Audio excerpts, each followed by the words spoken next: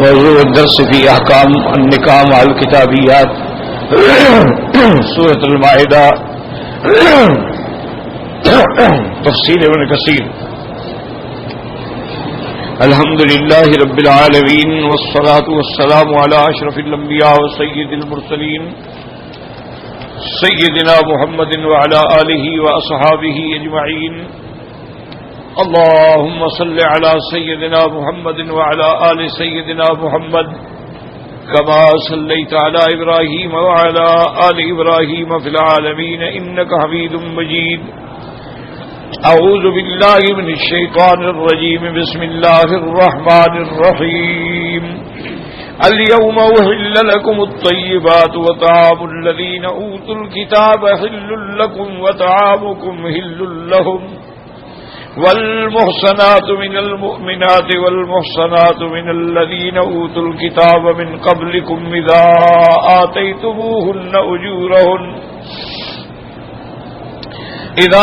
آتيتموهن أجورهن محسنين غير مسافحين ولا متخذي أخدان ومن يكفر بالإيمان فقد حبط عمله وهو في الآخرة من الخاسرين. قال المؤلف والمفسر رحمه الله تعالى أدام النفع بعلومه وعلومكم في الدارين آمين إلى أن قال وإنما قال مجاہد المحسنات والحرائر. حضرت مجاہد رحمت اللہ علیہ فرماتے ہیں کہ اللہ نے حکم دیا ہے اہل کتاب کی ان عورتوں سے نکاح کر سکتے ہو محسنات. محسنات کا معنی حرائر جو آزاد عورتیں ہیں باندیاں نہ ہوں. وَيَحْتَمِلُ أَن يَكُونَ أَرَادَ مَا حَكَاهُ عَنْهُ وَيَحْتَمِلُ أَن يَكُونَ أَرَادَ بِالْحُرَّةِ الْعَفِيفَةِ. اب مفسر فرماتے ہیں کہ یا تو اس کی حضرت مجاہد کی مراد یہ ہے کہ آزاد عورتیں ہوں باندیاں نہ ہوں، یا حرہ سے مراد یہ ہے کہ وہ عفیفہ ہو یعنی پاک ہو، گناہوں سے پاک ہو، بد کردار نہ ہو. چونکہ اس دور میں حرہ جو ہوتی تھی نا آزاد عورت، وہ ویسے بھی گناہوں سے بڑے دور ہوتے تھے. اس لیے صحیح حدیث مبارک میں ہے کہ میرے مدنی رحمت دو عالم صلی اللہ علیہ وسلم جب مکے میں فتح مکہ کے بعد بیعت لے رہے تھے تو جہاں مردوں نے بیعت کی تو اسی طرح عورتوں نے بھی بیعت علی الاسلام کی. تو حضور صلی اللہ علیہ وسلم صفا پہ بیٹھے تھے پہاڑ پہ، عورتیں نیچے تھیں، حضور اوپر بیٹھے، درمیان میں حضرت عمر تھے رضی اللہ تعالیٰ. تو اسی وقت یعنی بیعت میں ہند زوجہ ابی سفیان، ابو سفیان کی جو بیوی تھی جس کا نام ہند تھا، وہ بھی بیعت کرنے کے لیے آئی تھی. اور یہ وہی عورت تھی جس نے وحشی کو پیسے دے کر سیدنا حمزہ رضی اللہ تعالی عنہ کو شہید کرایا تھا، اور ان کا کلیجہ نکالا گیا اور بیوی کے پاس لایا گیا تو اس نے کچا کلیجی جو تھی چبائی تھی. تو اتنا عداوت تھی. تو آج اللہ نے اسلام کو غلبہ دے دیا، اسلام کا غلبہ ہو گیا، مکہ فتح ہو گیا، ابو سفیان خود مسلمان ہو گیا، اس کا شوہر جو تھا وہ مسلمان ہو گیا. تو ہندہ بھی اسلام کے لیے آئی، لیکن وہ کہتی ہیں کہ میں ڈر رہی تھی کہ اگر حضور نے مجھے پہچان لیا تو میری بیعت شاید قبول نہ فرمائے کہ بھئی اس کی بیعت قبول نہیں. تو اگر بیعت قبول نہ ہوئی تو مانا ہے کہ مجھے سزائے موت دی جائے گی. تو اس لیے وہ کہتی ہیں کہ میں عورتوں میں ذرا چھپ کے بیٹھی، کیونکہ لمبے قد کی عورت تھی، سردار تھی قریش کی. تو کہتی ہے میں اپنے آپ کو چھپا کے اوپر چادر وادر ڈال کے اور عورتوں کے درمیان میں بیٹھ گئی. حضور صلی اللہ علیہ وسلم نے قرآن پاک کی یہ آیت تلاوت کی کہ یا ایھا النبی اذا جاءک المؤمنات یبایعنک علی ان لا یشرکن باللہ شیئا. میرے مدنی اگر عورتیں آئیں بیعت کرنا چاہیں تو پہلی شرط یہ کریں کہ اللہ یشرکن باللہ شیئا، اللہ کے ساتھ شرک نہیں کریں. یشرکن باللہ شیئا، کسی چیز کو بھی شریک نہیں کریں گی، نہ کسی ولی کو، نہ نبی کو، نہ پیغمبر کو، نہ ملک کو، نہ انس کو، نہ جن کو، اللہ کا کوئی شریک نہیں. پہلی شرط یہ ہو. اور دوسری شرط جو ہے وہ ہوگی ولا یسرقنا، کہ وہ خامد کے مال سے چوری بھی نہ کریں، کہ خامد نے گھر میں پیسے رکھے نکال لیے، مال رکھا، اپنے گھر والوں کو بھیج دیا، ماں باپ کو بھیج دیا، بہن بھائی کو بھیج دیا، تو خامد کی اجازت کے بغیر یہ تصرف جو ہے یہ چوری ہے، یا تو خامد سے پوچھنا چاہیے ورنہ نہیں۔ تو دوسری شرط یہ تھی، اور تیسری شرط ولا یزنینا، اور زنا نہیں کریں گے۔ تو جب حضور نے فرمایا کہ یہ بیعت کرو اس شرط پہ کہ زنا نہیں کرو گی، تو بی بی ہند کہتی اب مجھ سے صبر نہیں ہو سکتا۔ بی بی ہند بول پڑی، حرمت یا رسول اللہ، کیا ایک شریف عورت زنا کر سکتی ہے کہ آپ ہم سے ایسی بیعتیں لے رہے ہیں؟ شریف عورت تو زنا کر سوچ ہی نہیں سکتی۔ تو حضور نے بھی آواز پہچان لی، فرمایا انت ہند، تو ہند ہو؟ اس نے کہا نام یا رسول اللہ میں ہند، چاچی تھی حضور کی۔ تو حضور نے آواز بھی پہچان، اور نے کہا آپ نے فرمایا حضور کے خامد کے مال سے چوری نہ کریں۔ اب آپ کو پتا ہے کہ میرا خامد جو ہے ویسے بہت بڑا سردار ہے، لیکن گھر میں بہت بڑا بخیل ہے، گھر کا خرچہ بھی نہیں دیتا پورا، تو اس لیے میں کبھی کبھی اٹھا لیتی ہوں۔ تو ابو سفیان نے بھی کہا کہ قد عفوت ہو، کہ جو کچھ تم نے اٹھایا میں نے تمہیں معاف کیا۔ حضور نے فرمایا نہیں، اگر خاوند اتنا بخل کرتا ہے تو پھر عورت کو حق ہے کہ وہ اپنی ضرورت کے لیے اٹھا سکتی ہے۔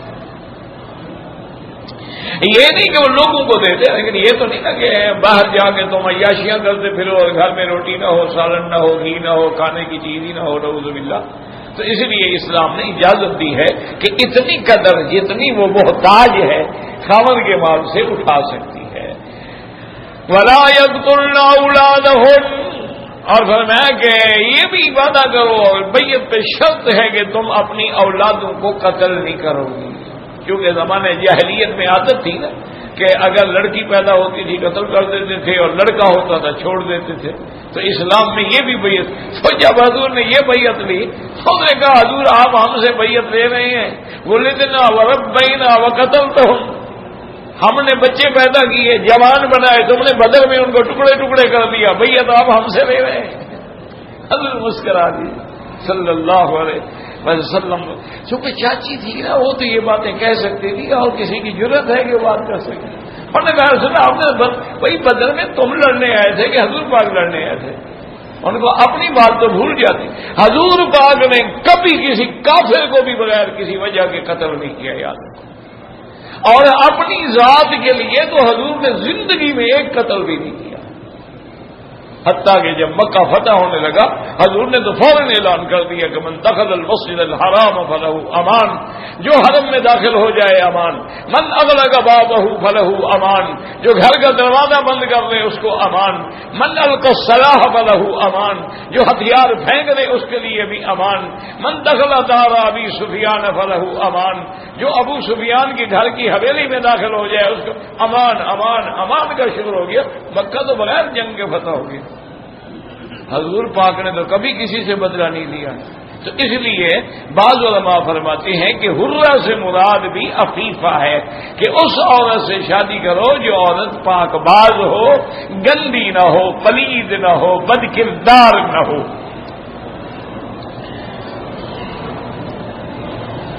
اب حضرت فرماتا ہے کہ قول جمہور بھی یہی ہے اور یہی ہو سکتا ہے اللہ يجتمع فيها ان تكون ذمية وهي مع ذلك غير وفيفة يصدها لها بالكلية، اور یہ بھی ہو سکتا ہے کہ کیا وہ ذمیہ ہے یا غیر ذمیہ ہے۔ تو بہرحال بنیاد یہ ہے کہ ما قيل في المثل حشفا وسوء كيدة وظاهر وصنعة العفيفات عن الزنا كما قال الله تبارك وتعالى في الآية الأخرى۔ تو بہرحال یہ ہے کہ اصل خلاصہ بات کا کیا نکلا کہ محسنات سے مراد کیا ہے؟ جو عورت زانیہ نہ ہو، بد کردار نہ ہو، جس کا کردار ٹھیک ہو، اس سے جیسے کہ اللہ نے آگے خود فرمایا محسنات، یعنی وہ ایسی محسنات نیک پاکی حاصل کرنے کے لیے غیر مصافحات ولا متخذی اخدان، مستی نکالنے کے لیے شادیاں نہ کرو کہ نکاح کر لیا اور 4 دن کے بعد طلاق دے دی۔ یا چوری چھپے آشنائی کرو اور کہو جی اس نے مجھے تن بخش دیا ہے اور میں نے قبول کر لی، سب چیزیں حرام ہیں۔ اسلام کے اندر حلال وہ ہیں جو صحیح نکاح سے ہو، اور نکاح کے لیے بھی حضور نے فرمایا کہ اپنی اولاد کے لیے اور اپنے نطفے کے لیے اچھی عورتیں ڈھونڈو، کیونکہ آگے نسل جب چلے گی تو وہ نسل پاک چلنی چاہیے۔ اسی لیے حضور نے فخر فرمایا ہے، فرمایا ولدت من صفاہ ولدت من نکاح لا من صفاہ۔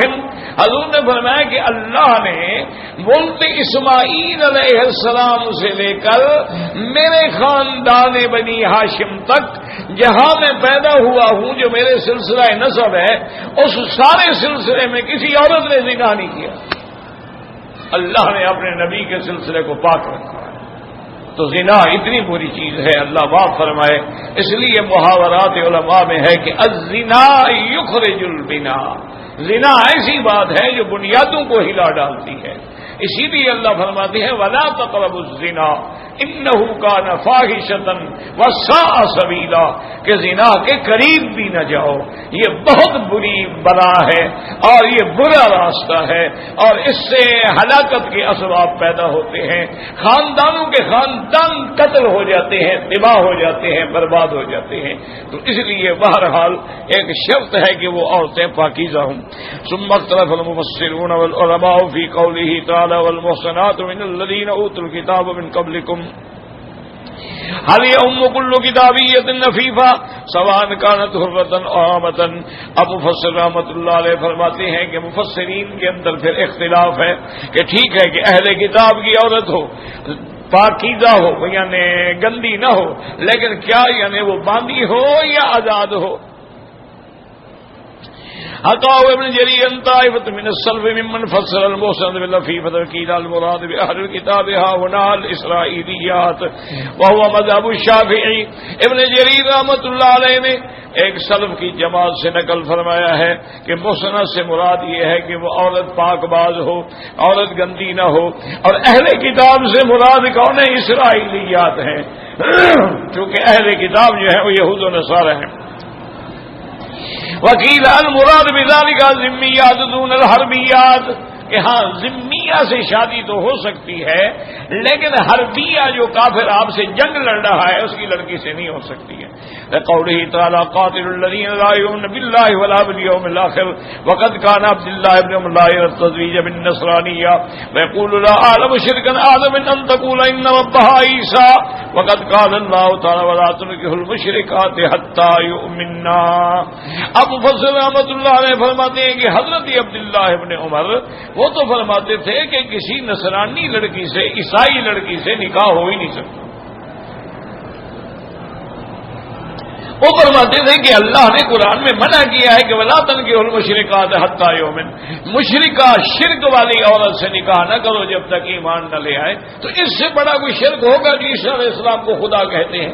تو اس لیے انہوں نے کہا بھی بس اس کے ساتھ نکاح جائز نہیں۔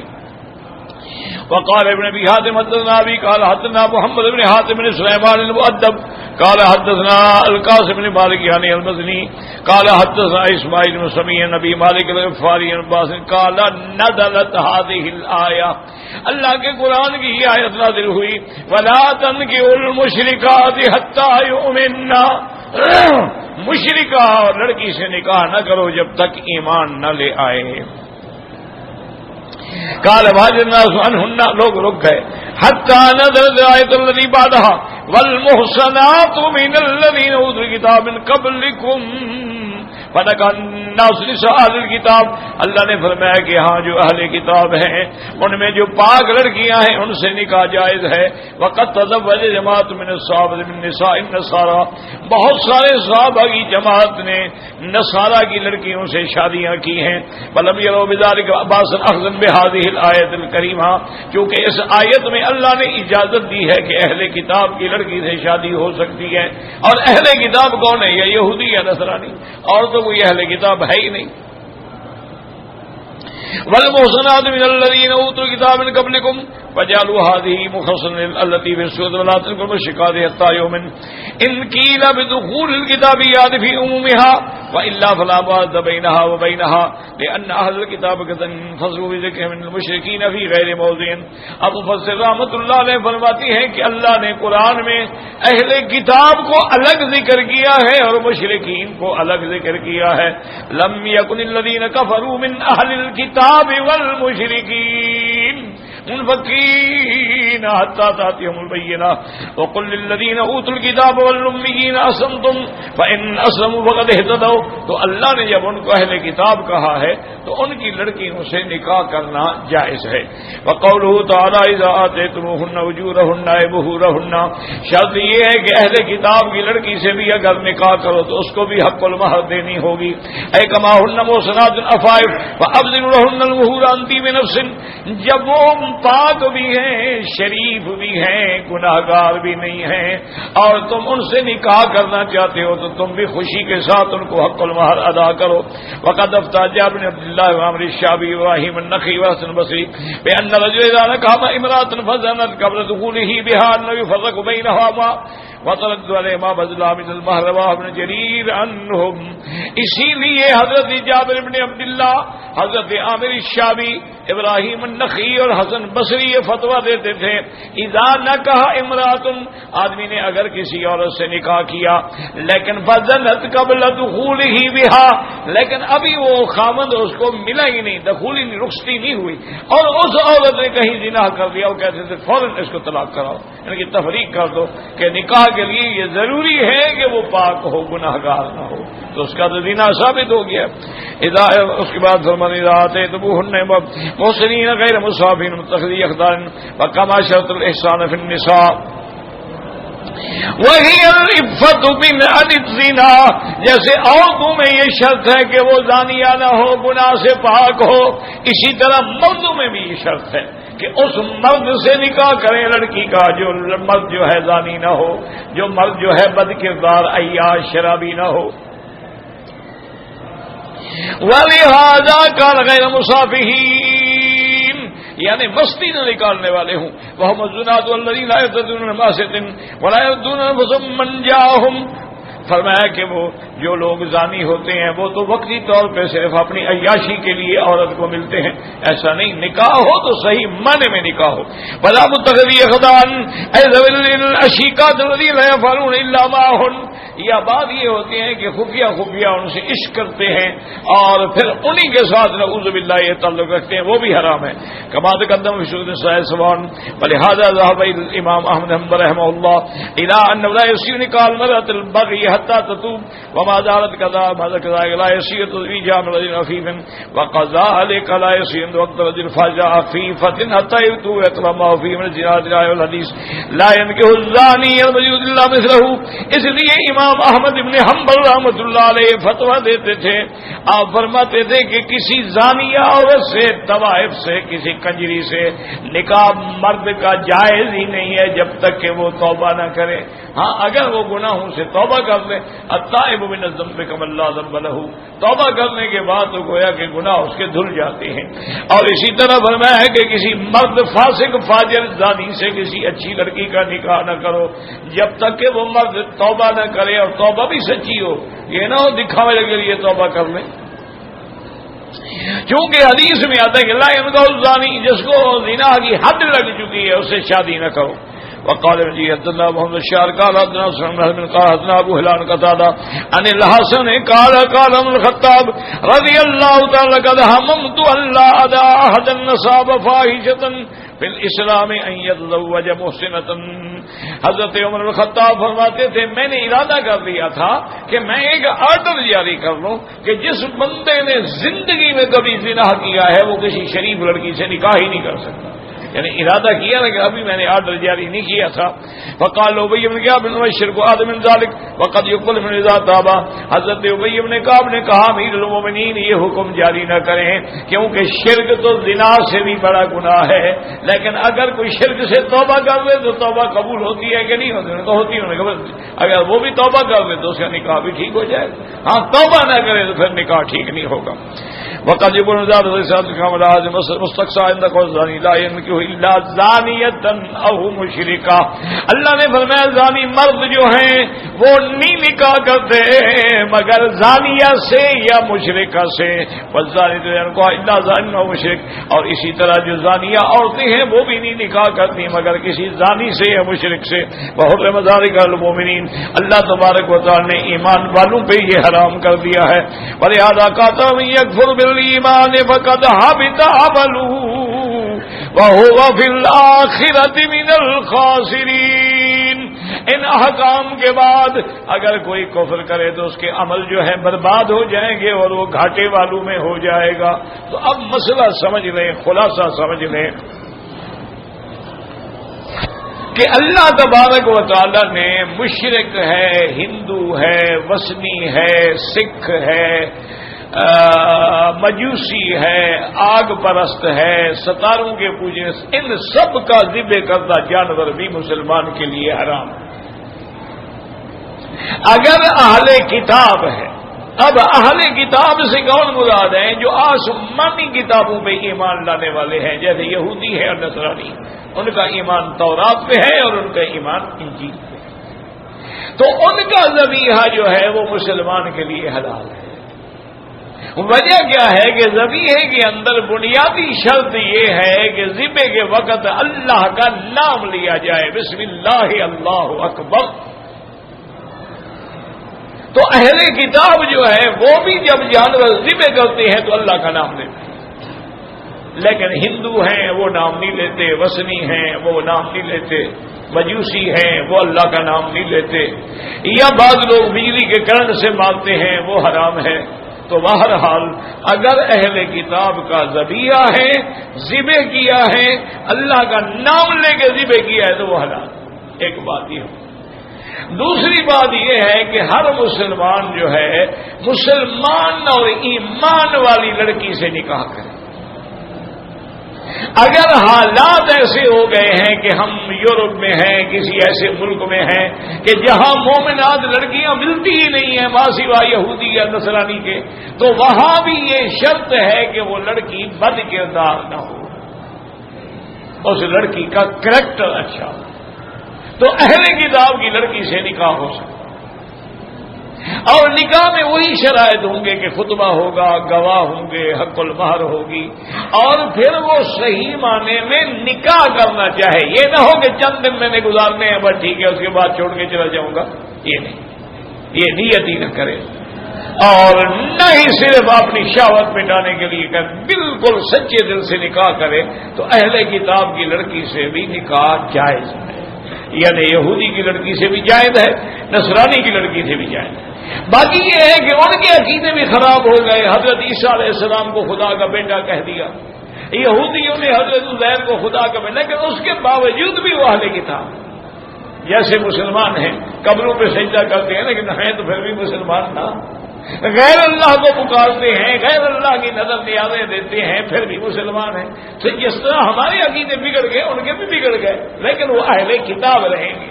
تو اس لیے اہل کتاب کی لڑکی سے نکاح جائز ہے، بشرط کہ ایمان والی لڑکی نہ ملے۔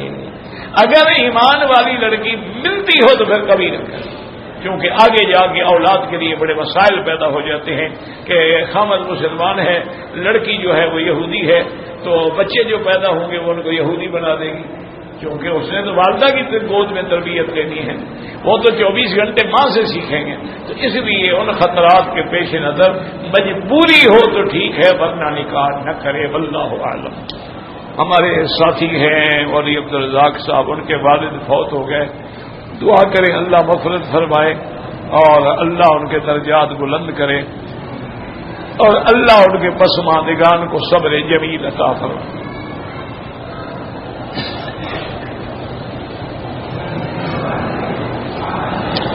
کون سے صحابی تھے جن کے باغات جو ہے احد تک تھے؟ ایسا تو کسی صحابی کا نام نہیں آیا، احد کی طرف تو باغات تھے ہی نہیں، باغات سارے جو تھے وہ قبا کی طرف تھے۔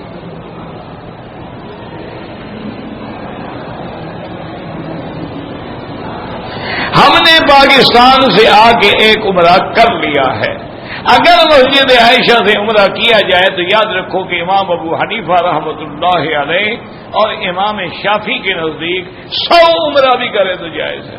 مسجد عائشہ سے کرے، مسجد جیرانہ سے کرے، کیونکہ جب ایک چیز ثابت ہو جائے پھر ایک کرو یا 10 کرو سب جائز ہوتا ہے۔ اب دیکھو نا، طواف کا حکم قرآن میں ہے، طواف کا حکم فرمان محمد مصطفیٰ میں ہے، لیکن حضور پاک نے اس دن میں کبھی 10 طواف نہیں کیے۔ ایک دن میں حضور پاک نے کبھی 10 طواف نہیں کیے۔ لیکن آج اگر کوئی ہمت والا جوان آدمی ہے، ماشاءاللہ ہر نماز کے بعد 2 طواف کر لیتا ہے تو کوئی بات نہیں، 100 کر لے کوئی بات نہیں، کیونکہ اصل عبادت ثابت ہے۔ تو اسی طرح جیرانہ سے خود میرے مدنی سرکار نے احرام باندھ کے عمرہ کیا، اور مسجد عائشہ سے آپ نے بی بی عائشہ کو حکم دیا ہے کہ اپنے بھائی کے ساتھ جا کے عمرہ کر۔ باقی کچھ لوگوں کو اشکال ہوتا ہے کہ وہ صرف بی بی کے لیے تھا، تو حضور پابندی فرما دیتے خاصۃ لک، تیرے لیے ہے اور کسی کے لیے نہیں۔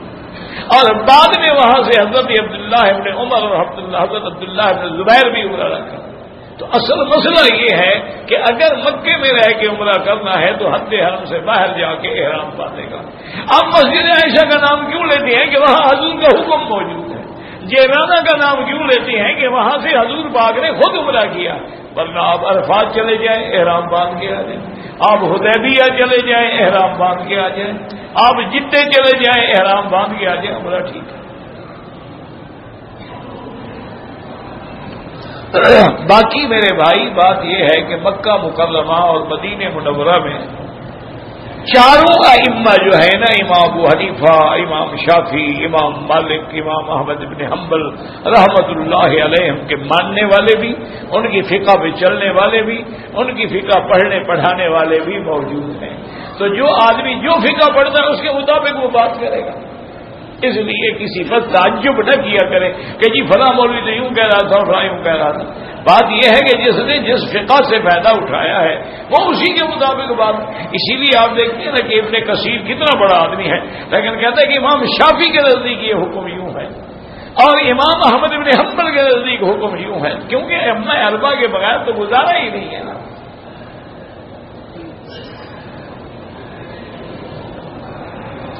اگر پیشاب کرنے کے بعد قطرے بالکل نہیں رکتے ہیں تو آپ اس کے لیے انڈر ویئر یا اور کوئی کپڑا باندھ لیں اور ہر نماز کے لیے نیا وضو کریں گے۔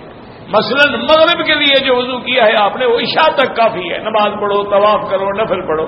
عشاء کے لیے پھر دوبارہ وضو کرنا پڑے گا۔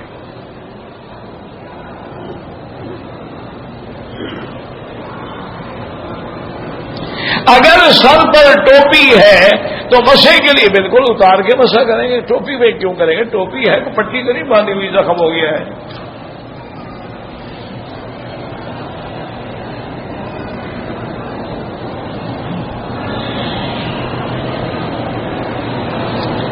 بعض لوگ کہتے ہیں رفع یدین منسوب، بہرحال میں نے کئی دفعہ عرض کیا ہے کہ ان مسئلوں میں نہ لڑو۔ رفع یدین ہے یا آمین ہے یا ہاتھ باندھنے والی حدیثیں ہیں، ان میں کوئی لڑائی نہ کرو، یہ مستحب کے مسائل ہیں، نہ فرض ہے نہ واجب ہے، یہ اعلیٰ اولا کے مسائل ہیں۔ بعض ائمہ کے نزدیک سینے پہ ہاتھ باندھنا جو ہے وہ اولا ہے، بعض کا جو ہے ناف کے اوپر، اور بعض جو ہے ناف کے بھی نیچے۔ کہتے ہیں حضرت علی سے روایت ہے کہ من السنت ان یضع یدہ تحت اپنا سرت، کہ حضور کی سنت یہ ہے کہ ناف کے نیچے ہاتھ باندھ۔ تو جب لفظ سنت آ جائے نا وہ تو کبھی منسوخ ہی نہیں ہوتی نا، حدیث تو پھر بھی آگے پیچھے ہو سکتی ہے، سنت کا تو معنی یہی ہے، وہ کبھی ختم نہیں ہوگی۔ حدیث مبارک جو ہے نا کبھی ضعیف بھی تو ہو سکتی ہے، لیکن سنت تو کبھی ضعیف نہیں ہوتی۔ اسی لیے تمہارا لقب ہے نا اہل السنت والجماعہ، جماعت سے مراد صحابہ اور سنت سے مراد حضور کا طریقہ۔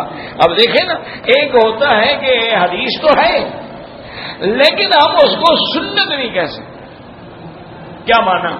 مثلا حضور پاک صحیح حدیث ہے بخاری شریف میں کہ حضور صلی اللہ علیہ وسلم نے کھڑے ہو کر پیشاب فرمایا، اتا صباتۃ قوم فبال قائما۔ صباتہ کہتے ہیں کہ ہم کوڑا کرکٹ پھینکتے ہیں نا گھر سے لیا اور پھینک دیا، گھر سے لیا، بڑا ٹیلا بن جاتا ہے، تو اس پر حضور کھڑے ہوئے اور آپ نے کھڑے ہو کے پیشاب کیا، تو یہ حضور سے ثابت ہے اور صحیح حدیث ہے۔ لیکن کھڑے ہو کے پیشاب کرنے کو سنت نہیں کہہ سکتے، جائز تو ہے لیکن ہمیشہ حضور نے بیٹھ کے پیشاب کیا ہے تو جس میں ہمیشہ عمل ہوگا وہ سنت کہلائے گا. جو ایک آدھا دفعہ ہے وہ جواز کا تو ثابت ہے کہ بھی جائز ہو گیا. اچھا بعض علماء نے تو فرمایا کہ مجبوری تھی کہ وہاں بیٹھنے کی جگہ نہیں تھی اس لیے حضور نہیں بیٹھے. اور بعض علماء فرماتے ہیں کہ حضور کو عرق النساء جسے آپ سیاٹیکا کہتے ہیں نا اس کی تکلیف ہو گئی تھی ٹانگ میں, اس کا علاج یہ ہے کہ کھڑے ہو کے پیشاب کیا جائے. تو حضور پاک نے بطور علاج یہ کیا تھا. بہرحال کچھ بھی ہو لیکن حضور نے کیا تو ہے. تو اب یہ ہے کہ وہ جائز تو ہو گیا لیکن سنت نہیں ہو.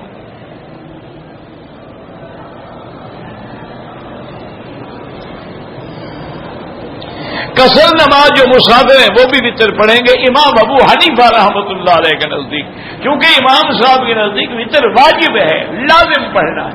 باقی ائمہ کے نزدیک سنت ہے. تو سفر میں سنتیں معاف ہے تو وطر بھی معاف ہے. اب یہ کوئی ایسا جھگڑا نہیں ہے, یاد رکھو. اگر پڑھ لو گے تو کیا گناہ ہوگا؟ اچھا ثواب ہی ہوگا. چلو ضروری نہیں تھے نفل شمار ہو جائے. تو یہ کوئی لڑائی والے مسئلے تو ہے نہیں. یہ تو خام خواہ بلا وجہ میری طرح جو دو کتابیں پڑھ لیتے ہیں نا وہ لوگ لڑاتے ہیں. عالم کبھی نہیں لڑاتا. جس کو اللہ نے علم دیا ہو وہ کبھی نہیں لڑائے. وہ کہے گا سب کے قول بیان کرے گا کہ بھئی یہ امام صاحب کا یہ قول ہے اور یہ قول ہے. اچھا ان میں اختلاف بھی ہوتا ہے. اور وہ اختلاف کیوں ہوتا ہے کہ ایک امام کو حدیث پہنچی دوسرے کو نہیں پہنچی.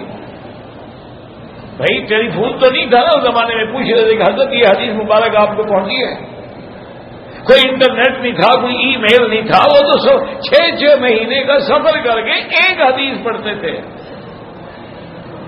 ایک حدیث کے لیے 6 مہینے سفر کرتے تھے.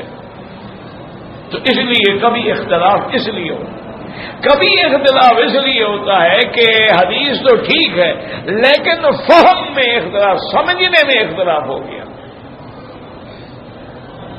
جیسے کہ حضور پاک نے صلی اللہ علیہ وسلم نے ارشاد فرمایا کہ لا صلاۃ الا فی بنی قریظہ. حضور نے صحابہ کو حکم دیا کہ جلدی تیار ہو کے بنی قریظہ یہودی جو ہے نا ان کے جو قلعے ہیں ان کا محاصرہ کرنا ہے اور عصر کی نماز سب بنی قریظہ میں پڑھو. صحابہ چل پڑے. عصر کا وقت ہو گیا. کچھ صحابہ نے کہا ابھی ہم تو نماز پڑھتے ہیں, چل تو رہے ہیں لیکن نماز پڑھتے ہیں پھر آ جاتے ہیں. بعض صحابہ نے کہا کہ نہیں, حضور کی حدیث ہے کہ لا صلاۃ الا فی بنی قریظہ, بنی قریظہ کے بغیر نماز نہیں پڑھنی ہے. انہوں نے کہا ٹھیک ہے, اس کا معنی ہے جلدی پہنچو, یہ تھوڑا کہ نماز ہی چھوڑ دو. تو بہرحال کچھ صحابہ نے پڑھ لی, کچھ صحابہ نے بنی قریظہ میں جا کے پڑھی. جب اس مسئلے سے فارغ ہوئے تو صحابہ نے حضور کے سامنے مسئلہ رکھا کہ یا رسول اللہ ہمارا تو اختلاف ہو گیا. کچھ صحابہ نے راستے میں پڑھ لی اور کچھ صحابہ نے اب ہمارا خلاف کو حسن تم دونوں نے ٹھیک کیا, انہوں نے بھی ٹھیک سمجھا, ہم نے بھی ٹھیک سمجھا, کوئی جھگڑا نہیں. تو یہ فہم میں اختلاف ہوتا ہے. تو حدیث میں دونوں نماز تو دونوں نے پڑھی ہے, نماز تو کسی نے نہیں چھوڑی نا. تو اس لیے ہمیشہ سمجھا کریں خدا کے لیے حضور کی امت کو آپ معافی عطا فرما دیں, ان مسئلوں میں نہ لڑائیں لوگوں کو, ورنہ ہماری پہلے بھی ہمیں ہر داڑھی والے کو دشمن نے دہشت گرد بنا دیا ہے, ہر داڑھی والے کو دشمن نے قاتل اور ڈاکو اور درندہ بنا دیا ہے, اور میڈیا ہمارے پیچھے لگا ہوا ہے. اور اگر ہم ان مسائل پہ زور دیں گے وہ کہیں گے 1400 سال میں جو امت اپنی نماز کے مسئلے بھی حل نہیں کر سکی ہے, ان کا کیا اعتبار ہے. حالانکہ یہ جھگڑے ہیں ہی نہیں, یہ تو اللہ کی رحمت ہے. کسی نے سینے پہ ہاتھ باندھ دیا ٹھیک ہے, ناف پہ باندھ دیا ٹھیک ہے, نیچے باندھ دیا ٹھیک ہے, مسئلہ کیا ہے؟ یہ تو اللہ کی رحمت ہے. کیونکہ دیکھیں نا ہر آدمی میں فرق ہے. اب ایک آدمی کا پیٹ یہاں ہو, وہ کہاں ہاتھ باندھے گا؟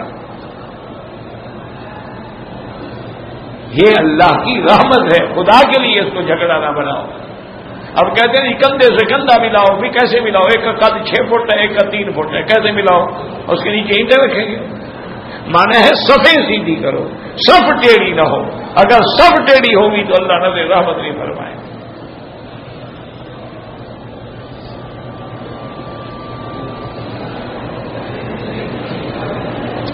عمرے کا طواف میں نے کر لیا ہے, صفا مروہ بھی کر لیا ہے.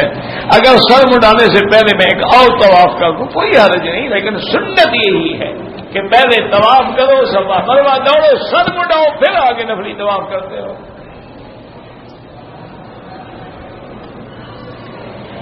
کہتے جی کہ تبلیغ میں بعض لوگ 6 مہینے کے لیے چلے جاتے ہیں، بعض لوگ جو ہیں سال کے لیے چلے جاتے ہیں، یہ شریعت میں جائز ہے؟ یہ جو 2 سال کے فرق پرمٹ پہ آئے ہوئے ہیں کام کرنے کے لیے، ان کے متعلق کیا فتویٰ ہے؟ ان کا تو آپ نے کبھی نہیں پوچھا، تکلیف دین والی ہوتی ہے آپ کو۔ یہ جو کمائی کے لیے آئے ہوئے ہیں، یہ جو ورک پرمٹ لے کے آئے ہوئے ہیں، یہ تو 2 سال کے کنٹریکٹ پہ آئے ہوئے ہیں۔ تو اگر ان کا جائز ہے تو ان کا بھی اللہ جائز کر دے، کوئی مسئلہ نہیں۔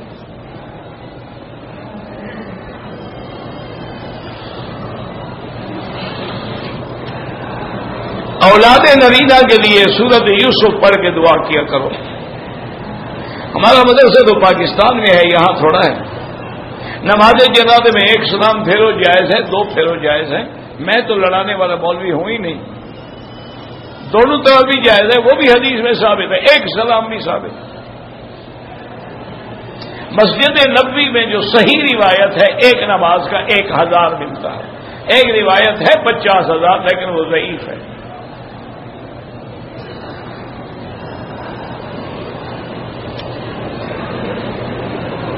آغا خانی خواجہ اگر ہم سے عمرہ کرنے یا طواف کرنے کے لیے کہے، وہ تو کافر ہوتے ہیں، کافر کا طواف تھوڑا ہوتا ہے۔ آپ اپنے لیے طواف کر کے اس کے لیے دعا کرو، اللہ اس کو اسلام نصیب کرے۔ ان نے تو 3 نمازیں معاف کر دی ہیں، اس 3 نمازوں کے منکر ہیں، وہ کہاں میں مسلمان رہ گئے؟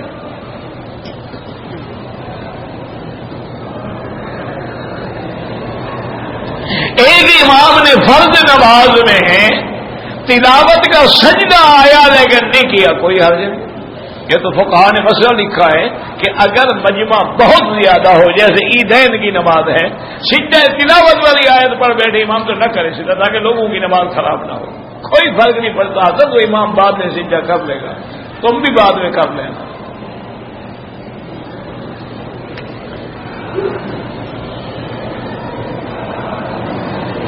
میرے بھائی کا انتقال ہو گیا، آپ اس کے لیے خیرات کریں، صدقہ کریں، قرآن پڑھ کے ثواب بخشیں، کرائے پہ نہ پڑھاؤ، خود پڑھو، گھر والے پڑھیں، اس کی اولاد پڑھے۔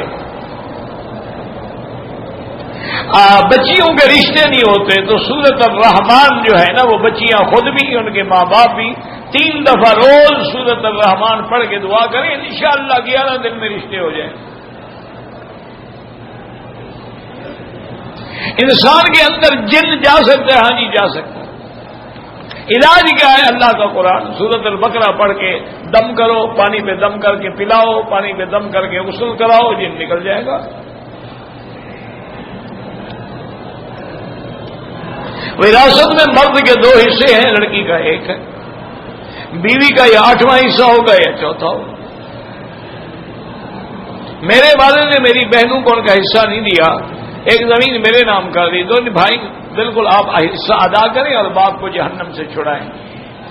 آپ بھائی اتفاق کر کے ساری وہاں علاقے کے عالم سے، مفتی سے جا کر باقاعدہ وراثت کا حصے بنا دے گا آپ کو، اس کے مطابق آپ بہنوں کو دے دیں، آپ ان کے حوالے کر دیں، پھر وہ معاف کر کے آپ کو دے دیں، ان کی مرضی ہے۔ لیکن پہلے آپ دیں تو صحیح نا، صرف زبانی کلامی تو نہ کہیں نا کہ آپ حصہ لیں گی۔ وہ ہمارے یہاں مثال مشہور ہے کہ لاہور والے کسی کو دعوت کریں نا، کہتے ہیں جی آپ بڑے آدمی ہیں، ہمارا کھانا کہاں کھائیں گے؟ مانا ہوتا ہے دفعہ ہو جاؤ، بس اور کیا ہوتا ہے، آپ تو بڑے آدمی ہیں جی، ہم غریبوں کا کھانا کہاں کھائیں گے؟ اچھا، اور وہ ضد کر دیا تو کہتے ہیں اچھا حضرت کھانے کا وقت بھی ہے لیکن آپ کی ٹرین کا وقت بھی ہو رہا ہے۔ کہتے ہیں اللہ والوں، مجھے تو کبھی واسطہ نہیں پڑا، مجھے تو لاہور والوں نے کبھی ایسی بد اخلاقی نہیں کی، میرے ساتھ تو حرم کی وجہ سے مہربانی کرتے ہیں، عام لوگوں سے کرتے ہوں تو اللہ کو پتہ ہے۔ مکے میں رہتے ہوئے عمرے سے طواف زیادہ افضل ہے۔ کیا مانا؟ جتنا دیر عمرے میں لگاؤ، 4 گھنٹے لگتے ہیں یا 2 گھنٹے، اتنی دیر طواف کرو تو طواف کا زیادہ ثواب۔ زندہ لوگوں کے لیے کوئی عمرہ طواف نہیں ہوتا، اپنے لیے کرو، ان کے لیے دعا کرو۔ آپ زمزم کھڑے ہو کے پیئیں تو جائز ہے، افضل یہ ہے کہ بیٹھ کے پیا جائے. کھڑے ہو کے پینا جائز تو ہے لیکن حکم نہیں ہے کہ کھڑے ہو کے پیو.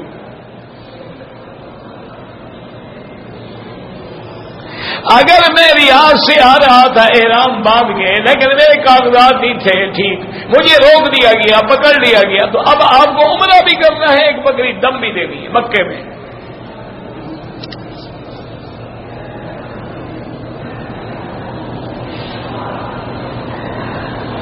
میں اور میری بیوی جو ہے عمرے کے لیے بڑے ذوق شوق سے آتے ہیں. لوگ کہتے ہیں یہ پیسے عمرے پہ نہ لگاؤ, غریبوں کو دے دو, ان کو کہنے دو, جس کو اللہ نے لکھا ہے نا انہیں عمرہ کرنا ہی کرنا ہے.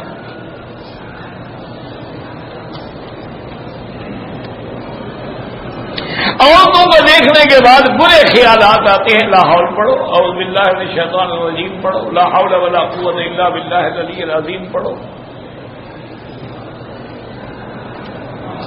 میں ایک موذی مرض میں مبتلا ہوں, اللہ پاک شفا عطا فرمائے اللہ ہر بیماری سے. اور زمزم جو ہے نا میرا بھائی, ہر بیماری کا علاج ہے.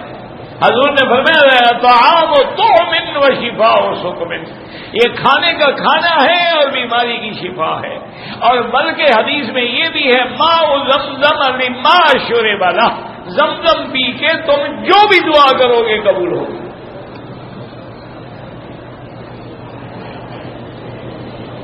مجھے 30 سال سے شکر ہے, اللہ شفا عطا فرمائے. اللہ تبارک و تعالی احتیاط بھی کرو اور علاج بھی جاری رکھو. آج کل تو کئی دنیا میں علاج آ گئے ہیں, انگریزی علاج بھی ہیں, ہومیوپیتھک علاج بھی ہیں, آیورویدک, لیکن سب سے بڑا علاج ہے احتیاط. احتیاط, اور اگر چلنے کی ہمت ہو تو چلنے جیسا کوئی علاج نہیں کہ تیز تیز چلا کریں. اور آج کل ایک نئی ریسرچ آئی ہے, اللہ عالم, وہ کہتے ہیں کہ یہ 4 دانے جو ہے نا بھنڈی کے لے لیں, ان کو اوپر سے تھوڑا کاٹ دیں, نیچے سے بھی کاٹ دیں, ایک گلاس پانی میں رکھ دیں, اوپر سے ڈھک کے ساری رات رکھا ہے, صبح اٹھ کے وہ پانی پی لیا کریں. تو کہتے ہیں شوگر ختم ہو جاتی ہے. اللہ عالم.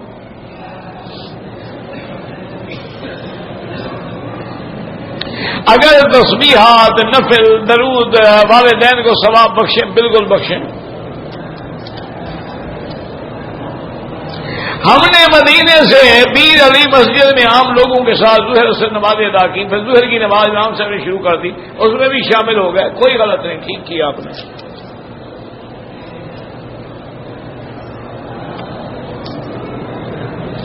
دم پڑ جائے اور پیسے نہ ہوں اور 10 روزے رکھنے, کوئی ضروری نہیں, لگاتار رکھو.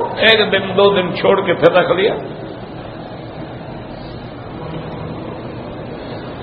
طواف کے دوران جو دعا چاہو اللہ سے مانگو. ویسے سبحان اللہ, الحمدللہ, یہ بھی دعا ہے. اللہ کا ذکر بھی دعا ہے, تسبیح بھی دعا ہے. اس لیے قرآن کہتا ہے نا کہ جب حضرت یونس علیہ السلام کو نکالا گیا, فلولا انه كان من المسبحين للبث في بطنه الى يوم يبعثون, اگر یونس تسبیح کہنے والا نہ ہوتا تو مچھلی کے پیٹ میں ساری زندگی رہتا قیامت تک. تو آپ نے جو دعا کی تھی اس کو تسبیح کہا نا.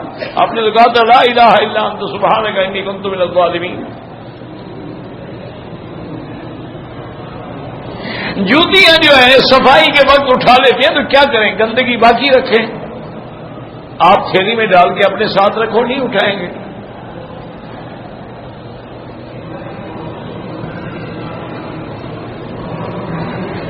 ہم سب پگڑی باندھتے ہیں کیونکہ نبی کا فرمان ہے کہ من تشبہ بقوم فہو منہ. تو آپ کس کی تشبیہ بناتے ہیں؟ حضور پاک نے تو سب پگڑی باندھی نہیں, صحابہ نے تو باندھی نہیں, تو آپ کس کی تشبیہ بنا رہے ہیں؟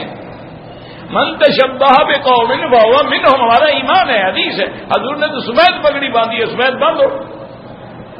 اچھی حدیث پیش کی ہے تو نے جو تمہارے خلاف ہے. اس لیے اعتراض کرتے ہیں کہ حضور نے نہیں باندھا. حضور نے سفید پگڑی باندھی ہے اور فتح مکہ کے موقع پر ایک دفعہ کالی پگڑی بھی باندھی ہے. تو آپ کالی باندھو یا سفید باندھو, ہمیں تو کوئی اعتراض نہیں. تبلیغی حضرات جو ہے سے روزہ لگاتے ہیں, 10 دن لگاتے ہیں. نہ لگاؤ بابا, پیچھے تو نہ پڑو. تم نہ لگاؤ, خدا نے تمہیں محروم کیا ہے انشاءاللہ, تو ٹھیک ہے محروم رہو, لیکن جو آدمی نیکی کرے اس کے پیچھے تو نہ لگو. چلا لگاتے ہیں تو اللہ نے موسیٰ علیہ السلام سے چلا نہیں لگایا. وَتَمَّ مِيقَاتُ رَبِّهِ 40 لَيْلَةً. اللہ نے ان کو طور پر 40 راتیں بٹھایا ہے نا, تو 41 کیوں نہیں بٹھایا, 39 کیوں نہیں بٹھایا؟ علماء ایسے نہیں, وہ قرآن حدیث سے دلیل پکڑتے ہیں.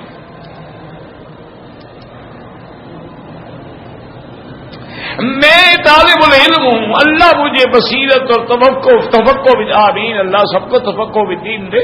علماء کی صحبت میں رہو. مولانا ضرب علی خان صاحب جو ہیں 6 شوال کے روزوں کے قائل نہیں ہیں. بہرحال ان کی تحقیق ہے, وہ بھی ایک بہت بڑے عالم ہیں, بزرگ ہیں. ایک بزرگ ہیں کہتے ہیں کہ انبیاء سلام نہیں سنتے, ان کی مرضی, ان کا یہی عقیدہ ہے, وہ جانے, ان کا کام جانے. اگر ایک کافر مسلمان ہو گیا 30 سال کی عمر میں تو ختنہ ضروری ہے. ختنے کا تمہیں بڑا فکر ہے, کوئی ضروری نہیں جناب. اسلام ضروری ہے. جادو اور تعویذات کا توڑ کیا ہے؟ اللہ کا قرآن. سورۃ البقرہ پڑھو, سب جادو وادو اڑ جائیں گے. مرد کے لیے انگوٹھی جائز ہے, بالکل جائز نہیں بلکہ سنت ہے, حضور نے پہنی ہے. شرط یہ ہے کہ چاندی کی ہو, سونے کی نہ ہو. آگے صفحے خالی ہوں تو پہلے ان کو پورا کرنا چاہیے. اگر 4 چکر طواف کے میں نے کر لیے, مغرب کی اذان ہو گئی, باقی نماز کے بعد پورے کیے, ٹھیک ہے, کوئی مسئلہ نہیں. طواف میں تو لوگ ایک دوسرے سے بولتے رہتے ہیں, بولنا منع نہیں ہے, لیکن غیر ضروری باتیں نہ کرو. دین کی بات ہے تو کرتے رہو.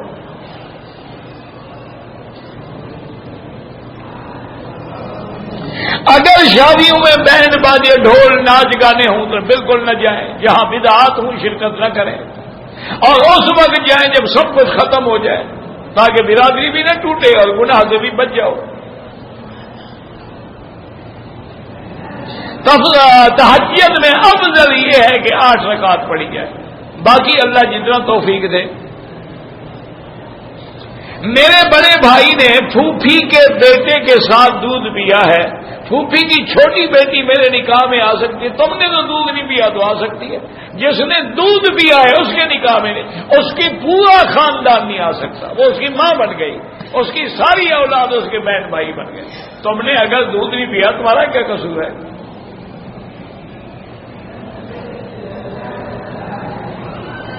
صفا مروا دوڑنے میں استلام بھول گیا. صفا مروا میں تو استلام ہوتا ہی نہیں, استلام بھول گیا. اچھا کیا کہ بھول گیا. کفیل یہاں سال کے بعد پیسے لیتے ہیں تو تمہارے نوکر تو نہیں ہے کہ تمہاری قانونی ذمہ داری اٹھائیں. ملازم ہیں تمہارے, کیوں آئے ہو ان کی کفالت میں؟ جب کفیل بنے گا, ذمہ داری اٹھائے گا, قانونی طور پر تمہاری درخواست ہے, ویزا لگانا ہے, جانے کی چھٹی لگوانی ہے, اور کام ہے, تو سارے وہی کرے گا, تم تو نہیں کرو گے نا. تو وہ مفت کیوں کرے؟ شکر کرو کہ تم کسی کے کفیل نہیں ہو. وہ تو 2-4 ہزار روپے گزارا کریں, تم چمڑی بھی ادھار لیتے ہیں. یہ وہ بھی پھر بھی شریف ہے بیچارے. بہرحال امام کعبہ دیکھو نا, یہ کعبہ ہے. اگر امام اس طرف ہے تو ادھر یا ادھر اگر مقتدی آگے ہے تو کوئی حرج نہیں. اسی طرف آگے نہ ہو جس طرف امام کھڑا ہے.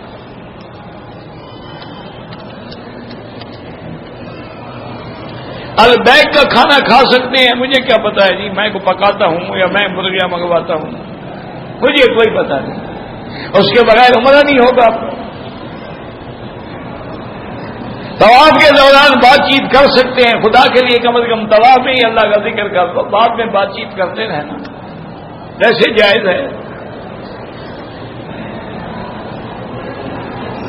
میری 2 عدد خواتین ہیں, 3 عدد یا 4 عدد دور کی رشتہ دار ہیں, گناہ کرتی بھی ہیں اور گناہ کرواتی بھی ہیں. ایسی تعلق بالکل نہ رکھو. اللہ فرماتے ہیں ان کے قریب بھی نہ جاؤ.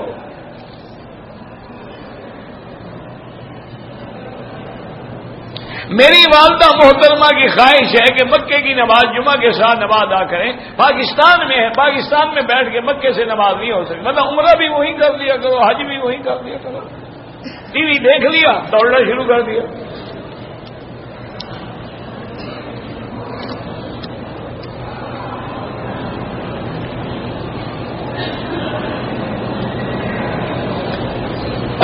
میری تنخواہ کوئی دوسرا لے گیا ہے. میں نے سپروائزر سے کہا, اس نے کہا کہ بھی اگر تم سچی ہو تو میں قرآن پہ پیسے رکھ لیتا ہوں, تم اٹھا لو. سچی ہو تو اٹھا لو. کیا سچی ہو تو قسم کھانا بھی جائز ہے.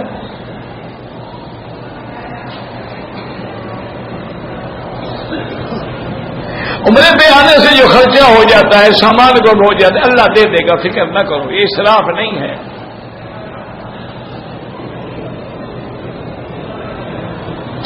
اگر یقین کامل ہو کہ یہ جو نماز پڑھ رہا ہے شیعہ ہے, اس کے آگے سے گزر جاؤ.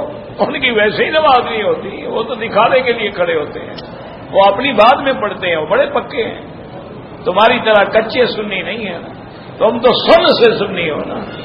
وہ آتے ہی عشاء کے بعد ہیں, جب ساری نمازیں یہاں ختم ہو جائیں, وہ اپنی 5 آگے اکٹھی پڑھ کے صبح کی تمہاری اذان ہو رہی ہے, وہ نکل رہے ہوتے ہیں. وہ تو اتنا اپنے جھوٹے مذہب پہ پکے ہیں, تم سچے پہ بھی پکے نہیں. اگر پے در پے 4-5 طواف کر لیں, بعد میں 2 رکعت پڑھیں, جائز ہے.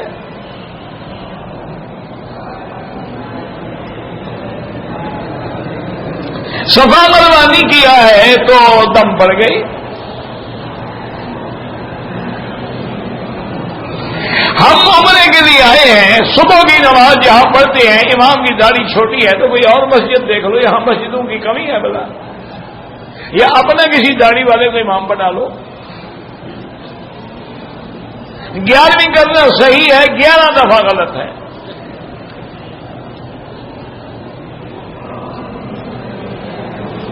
امام ابو حنیفہ رحمۃ اللہ علیہ کے نزدیک جنازہ کیسے ہے؟ پہلے تکبیر کے بعد ثنا ہے, دوسری کے بعد درود ہے, اور تیسری کے بعد دعا ہے.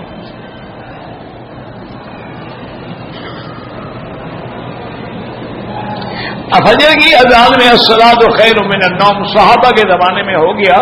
جب صحابہ کا اجماع ہو گیا تو سنت بن گئی. زندہ کے لیے عمرے کی ضرورت نہیں, دعا کرو اللہ اس کو نصیب کرے. اللہ کے بندے جب وہ زندہ ہے تو اللہ پاک اس کو توفیق دے آنے کی. ربنا تقبل منا انك انت السميع العليم وتب علينا انك انت التواب الرحيم.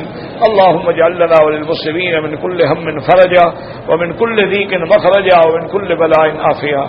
اللهم فرج هم المهمومين, نفس كرب المكروبين, واقض الدين عن المدينين, واشفنا واشف مرضانا ومرضى المسلمين. اللهم احفظ سائر بلاد المسلمين وهذا البلد الامين فاجعلها امنا مطمئنا سخاء رخاء الى يوم الدين. یا اللہ بیماروں کو شفا عطا فرما. یا اللہ ہماری ظاہری باطنی روحانی جسمانی بیماریاں پریشانیاں دور فرما. یا الہ العالمین ہمیں مانگنا نہیں آتا, بغیر مانگے عطا فرما.